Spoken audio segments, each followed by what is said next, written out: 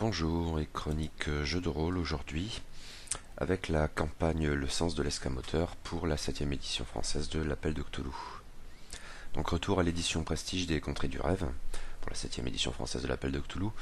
Après les Contrées du Rêve à proprement parler et Kingsport la Cité des Brumes, deux suppléments de bonne à très bonne tenue mais quelque peu antiques le cas échéant, on passe à toute autre chose avec Le Sens de l'Escamoteur, une campagne cette fois conçu par Denis Detwiller, qui a écrit le supplément, mais a aussi, semble-t-il, réalisé la majeure partie de ses illustrations, dans un style qui m'a laissé perplexe au départ, mais que j'ai fini par trouver finalement assez sympathique, en 2013 pour Chaosium, et qui demeurait inédite en français. Le Sens de l'Escamoteur est une campagne forcément différente de la quasi-totalité de celles au riche catalogue de l'Appel de Cthulhu, dans la mesure où elle se passe presque entièrement dans les contrées du rêve. Si l'on accepte un bref prologue et un tout aussi bref a priori épilogue, lesquels sont censés prendre place à New York en 1925, même si je suppose qu'une autre grande ville pourrait faire l'affaire et peut-être aussi une autre date. Notez une chose cependant, même si elle n'est explicitement avancée qu'en toute fin de volume, cette campagne pourrait éventuellement constituer une sorte de prologue assez bizarre à la grosse campagne Les Masques de Nyarlathotep, laquelle doit ressortir bientôt chez Sans Détour, adaptée à la 7e édition française de l'Appel de Cthulhu, mais en même temps que Le Jour de la Bête, campagne autrefois titrée Les Fungi de Hugot, qui peut jouer ce même rôle avec davantage d'ampleur. Je suppose à vue de nez que ces deux options sont incompatibles, à vrai dire je n'en sais rien. Reste que le monde de l'éveil est largement hors sujet dans le sens de l'escamoteur. D'ailleurs, même les personnages qui sont spécialement créés en tout début de partie sont en fait rapidement laissés de côté, compétences intellectuelles mises à part, sauf erreur. En effet, ces PJ qui ont un point commun, celui d'être toxicomanes, a priori opiomanes, mais des aménagements sont envisageables, sont violemment propulsés de manière physique dans les contrées du rêve, où ils occupent de nouveaux corps. Sur cette base, leur tâche est toute trouvée, leur mode spécifique d'arriver dans les contrées leur interdit d'en partir comme un rêveur lambda, il leur faut trouver un moyen physique de regagner le monde de l'éveil. D'où leur quête, dans cet univers de fantaisie très coloré et chatoyant, trouver comment partir. Et c'est bien d'une campagne de fantaisie qu'il s'agit, où les réflexes habituels d'investigation n'ont guère leur place. Les personnages vont devoir voyager énormément, et au cours de ces périples plus ou moins maîtrisés, ils feront quantité de rencontres terribles et merveilleuses. Par ailleurs, il s'agit d'une campagne souple, globalement non linéaire, où les opportunités de voyage et de rencontres sont très diverses, peut-être la dimension la plus agréable de la campagne d'ailleurs. Allez, explorons tout ça. Et, cela va de soi, je vais bien évidemment spoiler comme un porc, tenez-vous-le pour dit. Un point de départ intéressant, non? Je le crois. Reste que la première approche de la campagne n'est guère aisée, notamment du fait d'une présentation un peu déconcertante. C'est peut-être secondaire, mais un petit effort ici aurait été très appréciable, et niveau traduction et relecture aussi comme d'hab, quoi. En effet, la campagne s'ouvre sur 3 brefs scénarios, avec beaucoup de guillemets, qui sont titrés Deux esprits semblables, Les Tongs et Monsieur Lao et La vie dans un rêve, et qui n'en sont en fait pas du tout. Ces pages mélangent indications générales sur la campagne, dimensions narratives propres au prologue new-yorkais et règles spécifiques dans le contexte des contrées du rêve, d'une manière passablement bordélique et vraiment pas claire. Les redondances sont nombreuses, tandis que certains points essentiels ne sont que très hâtivement exposés au détour d'une ligne perdue au milieu d'une page. Et c'est dommage parce qu'il vaut mieux avoir les idées claires concernant tout ceci avant de se lasser véritablement dans l'aventure. C'est un souci de rédaction, pas insurmontable sans doute, mais vaguement ennuyeux tout de même. Une chose à noter, comme souvent avec les scénarios impliquant les contrées du rêve, j'ai l'impression, le sens de l'escamoteur prend régulièrement quelques distances avec le background censément canonique figurant dans le supplément Les contrées du rêve. En tant que tel, ça n'est pas forcément un problème. Par contre, il faut relever que cela peut avoir certaines conséquences plus ou moins techniques, par exemple concernant les langues des contrées. Mais surtout, il y a un point de règle qui change considérablement par rapport au supplément Les contrées du rêve, et qui concerne la compétence rêvée, soit celle dont font usage les rêveurs pour modifier la nature même du rêve autour d'eux à la manière d'un rêve dirigé. Denis Detwiller n'est pas satisfait par le système très simple employé jusqu'alors, dont il recommande expressément de ne pas faire usage, et il en propose un autre, dont la pertinence me laisse tout de même un peu sceptique, c'est le système des encoches. L'idée en gros est que les investigateurs ne peuvent véritablement influencer le rêve qu'en fonction de leur prise de conscience de ce que leur environnement est malléable. Dès lors, leur perception d'infimes changements dans le décor leur donne le pouvoir de susciter d'autres changements. Dans le principe, ça me paraît assez intéressant, mais je crains qu'en pratique cela ne devienne vite artificiel et peut-être même lourd. Car le gardien a la main ici, c'est à lui de glisser dans ses descriptions de subtils changements censés mettre la puce à l'oreille des joueurs.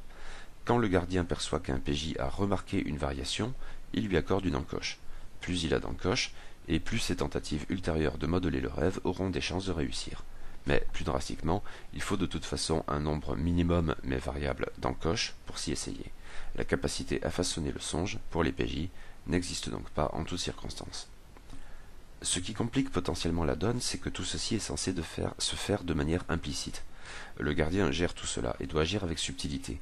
Le but n'est certainement pas que le PJ braille « Hey là, truc bizarre, encoche !» Le gardien doit comprendre que le joueur a remarqué l'altération, mais sans qu'aucun des deux ne le dise expressément. D'ailleurs, les joueurs ne sont censés rien savoir des encoches et de leur utilité, pas même le nombre d'encoches dont ils disposent, dont le compte est secrètement tenu par le gardien, et encore moins le nombre d'encoches dont ils ont besoin pour modeler le rêve en fonction de leurs intentions. Je redoute à vue de nez que les modifications subtiles de l'environnement, dont quelques exemples sont suggérés en tête de chaque scénario, ne finissent par alourdir inutilement les descriptions, tandis que l'indécision générale quant à ce qui est faisable et dans quelles conditions viendrait tout bonnement diminuer drastiquement, voire anéantir, la possibilité même du rêve dirigé. Ce que je trouverais un peu dommage, parce que c'est une particularité amusante de l'idée même des contrées du rêve. Bien sûr, ce n'est qu'une impression d'après-lecture, et je peux très bien me tromper. Vos retours d'expérience sont bienvenus si jamais. Mais approchons maintenant le récit. La campagne est donc censée débuter à New York en 1925. Les personnages sont tous des toxicomanes et lourdement endettés auprès de leur fournisseur commun, le fourbe Monsieur Lao. À noter, en dépit de ce lien qui les rapproche, les personnages ne sont alors pas censés se connaître. Ils ne sont que des clients mutuellement indépendants. Avoir des dettes auprès d'un trafiquant de drogue associé au Tong et au service duquel nombre de gorilles sont prêts à poutrer les clients indélicats n'est déjà pas à la base une très bonne idée. Pourtant la vérité est bien pire, car Monsieur Lao est un adorateur de Nyarlathotep, en cheville avec les hommes de Leng et les bêtes lunaires des contrées du rêve. Et les clients à sec, tels que les PJ, sont une aubaine pour lui, car sa vraie tâche sur Terre consiste à exiler à sa recommande des individus dotés d'un certain potentiel, concrètement un niveau de pouvoir élevé, dont les plus sinistres habitants des contrées sauront assurément quoi faire. Et le chaos rampant lui-même a, semble-t-il, ses plans, certes incompréhensibles, concernant les PJ. Aussi M. Lao force-t-il ces derniers à découvrir les effets d'une nouvelle drogue appelée Bywandine. J'ai aucune idée de comment ça se prononce et si c'est bien traduit. La dite drogue les projette dans les contrées de manière physique, au sens où ils n'y sont pas seulement en rêvant eux-mêmes, et n'ont d'autre possibilité pour retourner dans le monde de l'éveil que de trouver un portail leur permettant de faire physiquement le voyage en sens inverse. Ils ne sont pas censés le savoir à ce moment-là de la partie, mais leurs vrais corps sont d'ores et déjà désintégrés, et ils ne les retrouveront jamais. D'ici là, ils atterrissent donc dans un horrible charnier de sarcomonde, sur une pile de corps sans âme.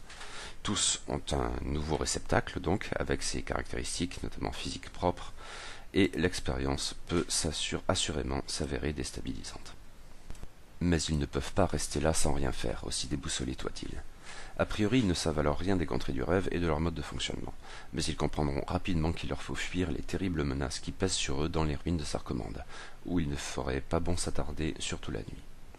Ce n'est toutefois que progressivement qu'ils prendront conscience de leur quête, trouver ce portail leur permettant de retourner dans le monde de l'éveil, et, croient-ils, les pauvres fous, de réintégrer leur vrai corps.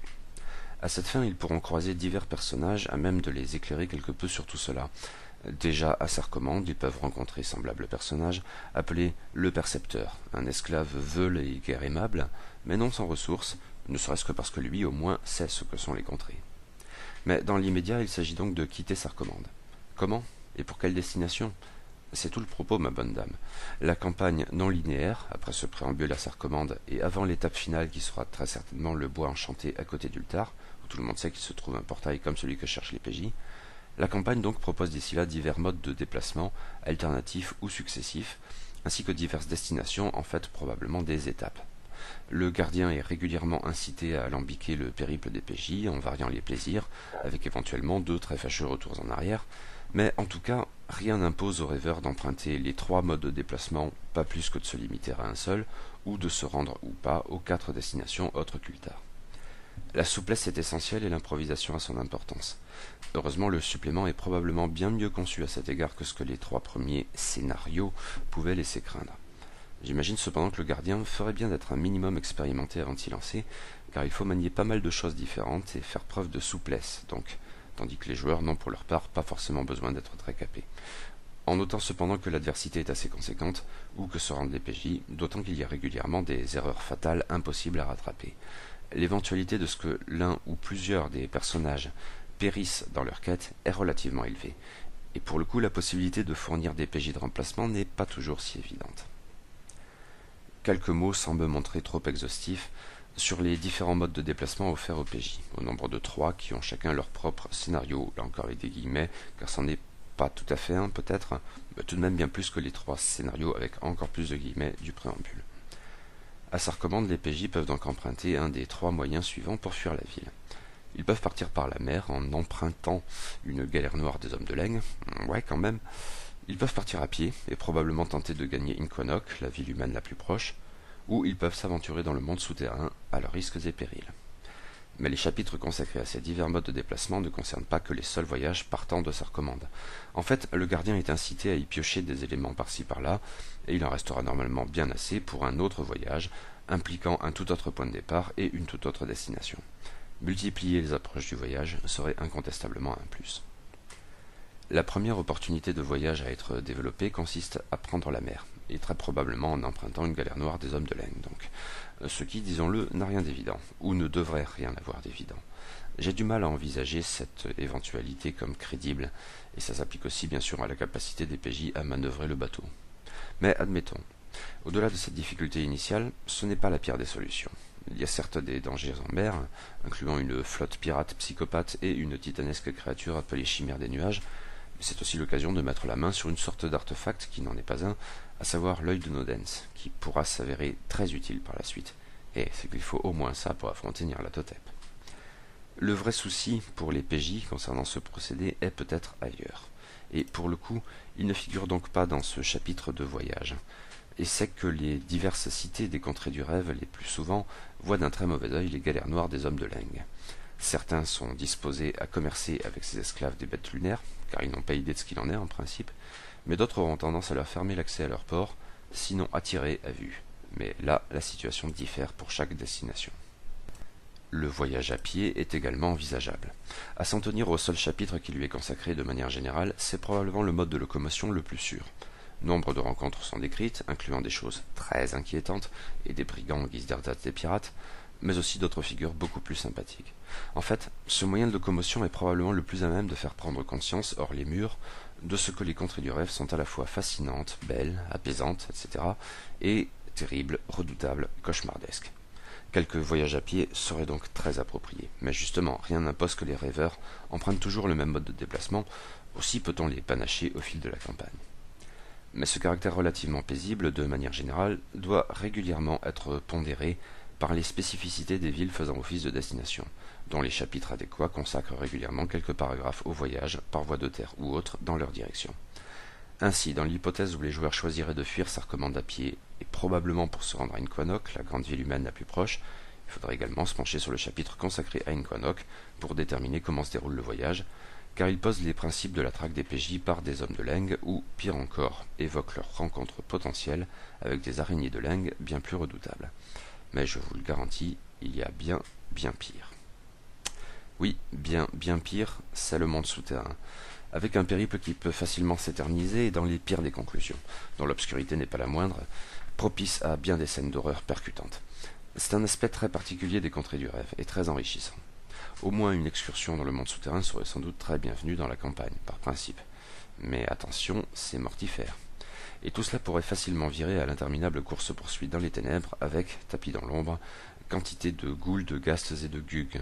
Ces derniers sont peut-être tout particulièrement à craindre, car ils représentent une menace littéralement colossale, et ont des spécificités qui en font des antagonistes de choix, dans la perspective d'un survival désespéré dans le noir. Les PJ peuvent certes croiser des personnages plus aimables dans le monde souterrain. La Ghoul Madaeker peut jouer un grand rôle dans la campagne, y compris sa toute fin, en fournissant nombre d'informations pertinentes aux rêveurs. Et s'il faut sans doute aussi mentionner Graal l'Ancien dans un registre Bigger Than Life qui ne devrait pas laisser indifférent. Reste que c'est le mode de déplacement le plus dangereux, et de loin. Le sens de l'escamoteur fait partie de ces suppléments pour l'appel de Cthulhu, relativement nombreux j'ai l'impression, qui aiment bien semer dans leurs paragraphes des remarques du genre si les rêveurs sont assez stupides pour faire ceci ou cela, etc. Cela revient régulièrement souvent dans ce chapitre, même si légalement dans quelques autres. Et dans tous les cas, les PJ, à la suite de mauvais choix, risquent régulièrement de se trouver dans une situation inextricable dont ils n'ont absolument aucune chance de se tirer vivant.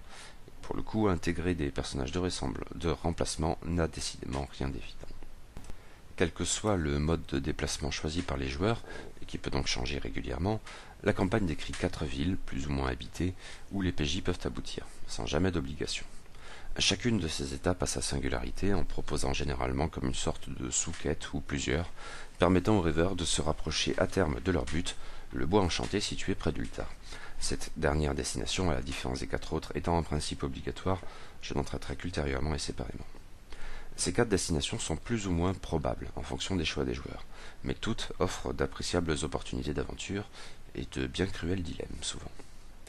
On commence donc par Inquanok, la ville la plus proche de Sarcommande. Du coup, le moyen le plus logique de s'y rendre serait, en tout début de campagne, à pied depuis la ville maudite. C'est d'ailleurs la seule ville accessible à pied dans ces conditions. L'océan sépare Sarcommande et Inquanok des autres villes développées dans la campagne. Comme dit plus haut, ce périple peut s'annoncer difficile, car Homme de Leng et Araignée de Leng seront probablement de la partie à ce stade, mais ce n'est certes pas insurmontable. Une fois à Inquanok, très relativement récurrent, les rêveurs, du fait de leur statut particulier en tant qu'halogène par excellence, se verront offrir la possibilité d'intervenir dans la politique de la cité en tranchant un bien complexe débat qui demeure au point mort. Mais pour cela, il leur faudra accomplir une quête consistant à se rendre auprès d'un oracle mécanique aux environs du sinistre plateau de Leng. Un moyen sans doute un peu artificiel mais qui vaut ce qu'il vaut pour les PJ de poser aux sages à vapeur des questions qui les intéressent plus directement. Et au premier chef, bordel, comment quitter cet endroit ? Heureusement, le dilemme politique de base est assez intéressant, et quand les PJ devront choisir, il faudra faire en sorte qu'ils en pèsent bien les conséquences, éventuellement redoutables, dans les deux cas. Outre les rencontres de Sarcommande à Inquanok, ce chapitre décrit donc aussi plusieurs rencontres entre Inquanok et l'oracle. Certaines sont intéressantes, que ce soit au regard de l'ambiance ou de l'action, mais une est à mon sens de trop, des morts-vivants qui me paraissent trop balèzes, au risque d'anéantir très tôt le groupe, puisqu'il y a de fortes chances que l'aventure d'Inquanok arrive vite dans la campagne, à vue de nez, si elle doit arriver. Globalement, avec ce petit bémol, c'est assez intéressant. En fait, cela confirme une chose déjà sensible dans les chapitres de voyage, les rencontres intéressantes ne manquent pas dans l'ensemble de la campagne, PNJ ou vilaine bébête, dans une égale mesure. Le chapitre consacré à Losk est de loin le plus long de l'ensemble du volume, et donc des 4 destinations. Il faut dire que c'est une ville commerçante, en tant que telle propice aux potins et aux échanges de toutes sortes, avec des boutiques très bien achalandées, où faire de bonnes affaires, ou de très mauvaises, et où apprendre beaucoup de choses. Là encore, les PJ pourront être amenés à intervenir dans la politique de la ville, dans une atmosphère de complot particulièrement sordide au cœur même de la puissante famille Ta. Mais, à la différence de ce qui peut se passer à Inquanok, on ne vient pas les chercher à cet effet. C'est à eux de décider s'ils interviennent ou pas. Cependant, certaines découvertes antérieures peuvent leur forcer un peu la main. Mais un point crucial des aventures dans cette ville concerne la relation ambiguë qu'entretient le port de Losk avec les hommes de Leng et leurs galères noires. Une question en fait directement liée à l'intrigue politique au sein de la famille Ta. Du coup, si les PJ arrivent en ville à bord d'une galère noire volée, forcément la suite des opérations sera impactée, en bien ou en mal. Mais c'est surtout l'occasion, en dehors du seul trajet oppressant entre Sarcommande et Inquanok, de mettre en avant la traque impitoyable que les hommes de Leng imposent aux PJ, car les hommes de Leng, du fait des bons soins de la branche corrompue de la famille Ta, ont largement infiltré la ville. Ce qui débouche sur une idée très intéressante, plus ou moins en forme de dilemme. En fonction des choix des PJ, ceux-ci pourront être amenés à révéler à la populace de Losk cet horrible secret. Les hommes de Leng ne sont pas ce qu'ils prétendent. En fait, ils ne sont même pas humains. Le problème, c'est que cette révélation a de fortes chances de déboucher sur des émeutes très sanglantes. Se débarrasser de ses ennemis n'est jamais sans conséquence. L'atmosphère est bien différente à Ilegvad, la cité du crépuscule, issue des rêves de son créateur et roi, Randolph Carter, peut-être le plus grand des rêveurs de la Terre. Bien plus que Losk, et encore bien plus qu'Inquanok, Ilegvad est l'occasion, avant Ultar, de plonger les PJ dans la féerie urbaine des contrées du rêve, qui est un autre registre que la féerie rurale qu'ils ont pu apprécier en voyageant à pied. Cette féerie urbaine peut aussi rappeler à leurs bons souvenirs les magnifiques récits de Lord Dunsany. Dans tous les cas, l'ambiance onirique et paisible de cet univers est très joliment rendue. Et bien sûr, encore qu'il y ait un risque d'artificialité à soigneusement prendre en compte, une rencontre aussi hors norme que celle de Randolph Carter peut déboucher sur quantité d'informations utiles au PJ quant aux contrées du rêve, à leur histoire et à leur culture. Rares sont ceux qui maîtrisent aussi bien le sujet que le roi du crépuscule. Mais ce scénario est aussi celui qui met le plus le mythe en avant. Dennis Detwiller a choisi de broder sur la biographie de Carter postérieure à celle du cycle qui lui est associé chez Lovecraft, longtemps connu sous le titre Démons et merveilles de par chez nous, en y adjoignant même l'indicible à l'ombre. Et ce Randolph Carter 6, sans le moins du monde s'en rendre compte, et ses sujets pas davantage, est en proie aux machinations de Nyarlathotep. Car le chaos rampant est rancunier et n'a certes pas apprécié d'être dupé par le rêveur dans ses aventures oniriques en quête de cadavres inconnus. Or c'est là un ennemi commun avec les PJ qui devrait toujours un peu plus s'en rendre compte. Mais libérer Randolph Carter de cette insidieuse menace, qui est tout autant son addiction à une drogue appelée Badzu, ce qui devrait parler au PJ, ne sera guère aisé. Bien sûr, il ne s'agit certainement pas de se battre avec l'homme noir, mais plus probablement d'accompagner le roi du crépuscule dans un redoutable voyage onirique orchestré par le grand ancien, et de lui fournir l'opportunité de se battre, lui. Bien sûr, ce n'est pas sans péril. C'est, après le monde souterrain, à nouveau un moment de la campagne où les mauvaises décisions des PJ peuvent très vite s'avérer irrémédiablement fatales. Prudence donc. Mais à condition de faire attention à ce caractère mortifère et à pondérer les informations reçues de Carter, afin qu'elles ne tournent pas à l'encyclopédisme lassant d'exhaustivité, ce scénario s'avère assez intéressant et doté d'une très belle ambiance, reproduisant vraiment l'atmosphère si particulière des récits dunsaniens de Lovecraft, ce qui, on ne le répétera jamais assez, n'a décidément rien d'évident. Le cas de Sarnath est sans doute un peu à part. Cette ville dont il ne reste plus que des ruines depuis fort longtemps ne sera probablement accessible qu'à des PJ choisissant de voyager de par le monde souterrain, en principe. Mais le propos est bien de confronter les PJ à un nouveau dilemme, directement hérité de la nouvelle de Lovecraft, la malédiction de Sarnath. Plus exactement, l'idée est que la malédiction de Bokrug et des êtres d'Ib continue de peser sur les descendants des habitants de Sarnath, et au premier chef ceux du grand prêtre de l'époque de la destruction d'Ib. La ville d'Ilarnek, non loin, où se sont réfugiés les rares descendants de Sarnath, a donc instauré une pratique barbare de sacrifice humain annuel, censée en outre leur assurer la prospérité, et le sacrifier, quand les PJ arrivent sur place juste à temps pour le sauver sans vraiment savoir ce qu'ils font, est un très sale type. Il s'agit donc de voir si les PJ vont interférer avec cette pratique, et si oui, comment. J'avoue ne pas avoir été totalement convaincu par ce scénario, où les options des joueurs sont finalement bien plus limitées qu'elles en donnent tout d'abord l'impression. Il y a quelques scènes d'horreur sympathiques par-ci par-là, impliquant le cas échéant Bokrug lui-même, mais ça reste, à mon sens, l'étape la plus faible de la campagne. Les 3 chapitres de voyage et les 4 étapes présentées jusqu'ici avaient donc d'une certaine manière un caractère optionnel. Mais la fin de la campagne est destinée à rassembler les ficelles d'une manière qu'on ne qualifiera pas pour autant de dirigiste, car les PJ disposent de plusieurs options pour envisager leur retour dans le monde de l'éveil. Cependant, il leur faudra pour ce faire emprunter forcément le portail situé dans le bois enchanté, ce qui impliquera très probablement de passer d'abord par la ville d'Ultar toute proche. Comme Ilekvad un peu plus haut, Ultar est l'occasion de plonger dans la ferie urbaine typique des récits les plus dunsaniens de Lovecraft, et comme Ilekvad, Ultar est un endroit paisible, plus propice à l'émerveillement qu'à la terreur. Bien sûr, les chats sont omniprésents, et il est possible que les joueurs à Ilekvad se soient liés d'amitié avec un félin paria, ce qui pourrait joliment polimenter le séjour.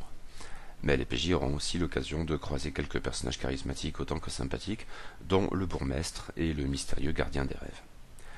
L'aventure se charge à nouveau d'inquiétude et de danger au sortir de la ville, ou plus exactement, quand les PJ gagnent le bois enchanté où se trouve le portail qui leur permettra de rentrer chez eux.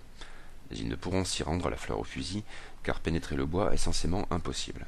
Les rêveurs sont nombreux à en provenir, et fournissent une part de son cachet à la région, aérée de par les contrées, un sourire béat sur les lèvres. Mais le voyage en sens inverse est complètement différent. Idée dont je ne sais trop que penser. Surtout, les PJ auront à composer avec les manœuvres des fourbes Zoug, bien plus redoutables qu'ils n'en ont l'air. Il y a ici une idée que je trouve très intéressante, consistant à orchestrer pour certains PJ tombés dans un piège des petites créatures, un faux retour à New York. Pas totalement faux cependant, car pouvant d'une certaine manière avoir des conséquences bien réelles lors de leur vrai retour ultérieur. Gérer ce phénomène n'est sans doute pas très évident et procurera quelques suées aux gardiens, mais le résultat me paraît devoir être tout à fait pertinent et ludique. Et les PJ parviennent enfin à rentrer chez eux, mais dans d'autres corps que les leurs, une fois de plus, ce qui ne manquera pas de les perturber à nouveau, voire bien plus que cela.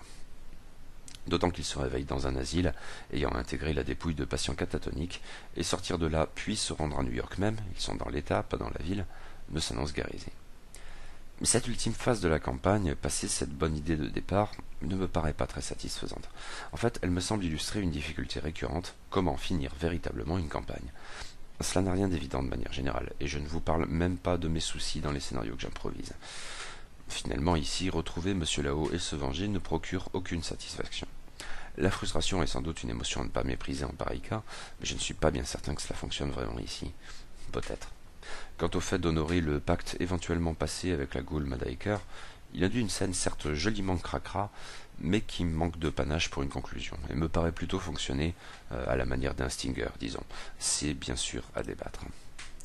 Reste cependant cette suggestion, voulant que le sens de l'escamoteur puisse d'une certaine manière constituer un prologue à la grosse campagne des masques de Nyarlathotep, terrain que je ne me sens pas d'explorer plus avant, d'autant que je suis supposé bientôt jouer la dite mythique campagne. Pas maîtriser, jouer. Et j'ai hâte. Le bilan en fin de lecture est très correct. Si l'on veut bien ne pas trop s'attarder sur quelques faiblesses ça et là, car il y en a, pour résumer, une présentation un peu confuse au départ, le système des encoches plus ou moins pertinent, le caractère parfois trop mortifère de certaines séquences, surtout quand une seule mauvaise décision s'avère très vite irrémédiablement fatale, un scénario à Sarnat un peu terne, une fin qui présente le risque de ne pas se montrer à la hauteur de ce qui précède. Bon, si l'on ne s'attarde pas trop sur tout cela, donc, l'aventure proposée est assez séduisante, elle ne manque pas de bonnes idées et de rencontres colorées, et en cela elle parvient étonnamment bien à conjuguer la terreur et l'émerveillement, comme dans les récits de Lovecraft situés dans les contrées du rêve. J'apprécie aussi la souplesse de la campagne avec ses différents modes de voyage et ses différentes étapes, toutes riches de possibilités et pour le coup intelligemment agencées et présentées. Clairement, je n'en ferai pas une priorité, mais l'exercice de la campagne situé peu ou prou intégralement dans les contrées du rêve s'annonçait très périlleux, et le résultat est probablement meilleur que ce que je pensais, car inventif et usant au mieux de la singularité de ce contexte qu'il serait bien trop navrant de réduire à un énième univers d'heroic fantasy comme les autres. Pas indispensable, non, mais intéressant. Je continuerai d'explorer l'édition Prestige des Contrées du Rêve prochainement, probablement avec le recueil de scénarios français et inédits Murmures par-delà les songes. Stave Tagn.